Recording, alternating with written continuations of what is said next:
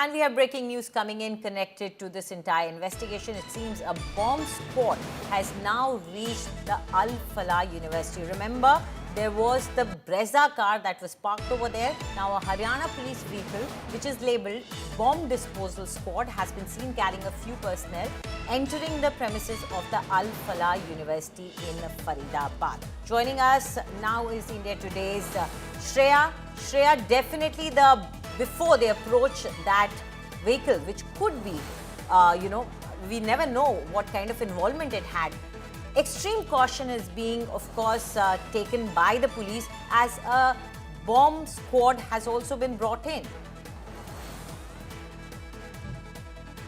Well, absolutely. There's nothing untoward that's happening, and that precaution definitely needs to be taken place because one car in their position, the I-20, was a detonator bomb that actually took 12 lives. The fact that interrogators also believe that the Red Eco Sport was used for transporting ammonium nitrate, the white Brezza car will definitely be sanitized before that's taken into the custody of the police. But the FSL team has now entered the Al Falah University. What's extremely shocking that these cars were there parked inside a university, and the fact that these cars were also used by these terrorists touring the university questions a massive security failure on the part of the university as well.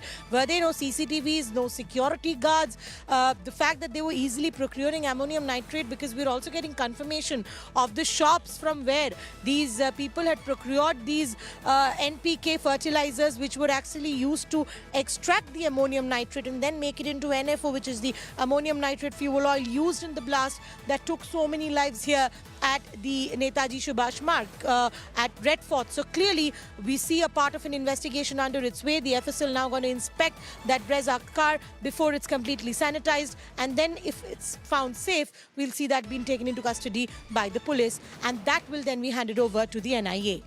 Right, absolutely, and that is the reason why we see a Haryana police vehicle labelled Bomb Squad has already entered the Al Falah University.